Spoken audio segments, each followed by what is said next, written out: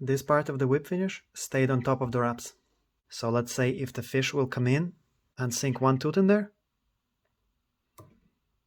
Hello guys, today I wanted to talk about whip finishing. Not many people give it a thought which way they're whip finishing. Because there is a difference when you whip finish away from the hook eye than when you whip finish towards the hook eye. Let me show you. I'm going to use bright green sewing thread for demonstration purposes. Let's make 15 turns or so.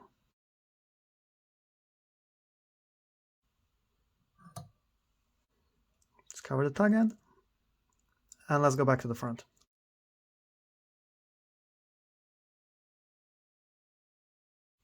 Okay guys, that's me whip finishing away from the hook eye.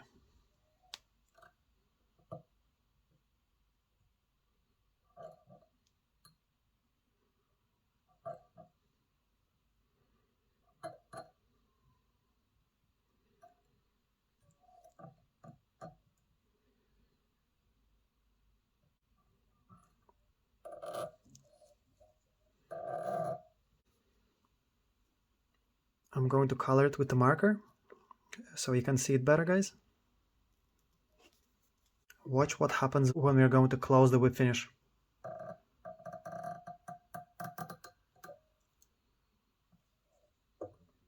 You see? This part of the whip finish stayed on top of the wraps. You see guys, it stayed on top of the wraps. Let's do 15 more turns. Let's cover the tag end. Now let's whip finish towards the hook eye.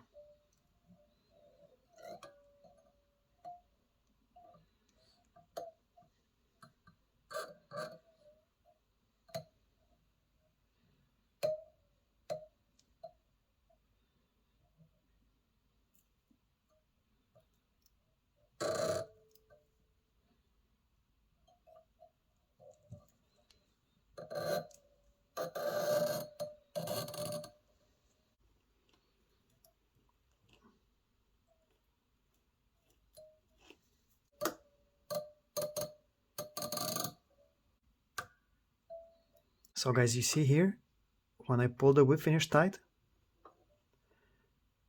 the tag end went under the wraps.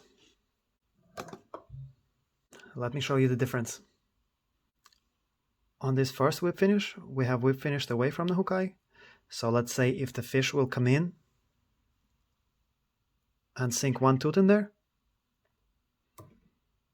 it's going to break the thread. And if it breaks the thread, then your whip finish will unravel. And if your whip finish will unravel, then your fly is going to fall apart.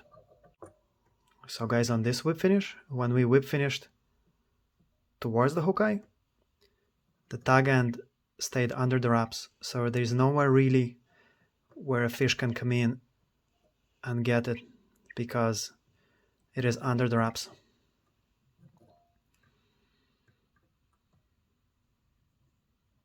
If I have the option, guys, I would whip finish towards the hook eye, but if I can't, I would do a double whip finish away from the hook eye and then towards. Let me show you.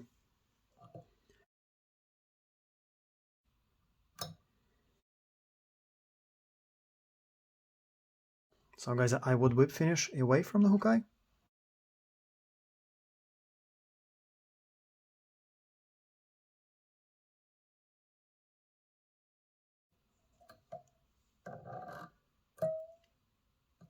Here we go.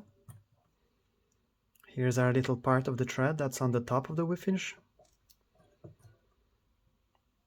And then I would whip finish towards the hook eye. And that should be covered by the wraps.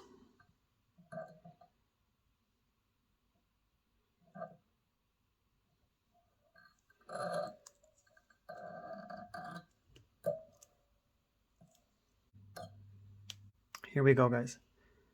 The thread that stayed on top of the whip finish is now covered by the wraps. So the fish can't come in and get the thread and break it. With this in mind, guys, really to make a fly, all you need to know is how to start it.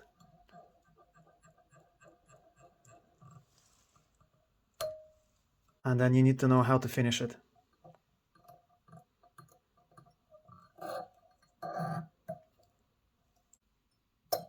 And then everything else is up to your imagination.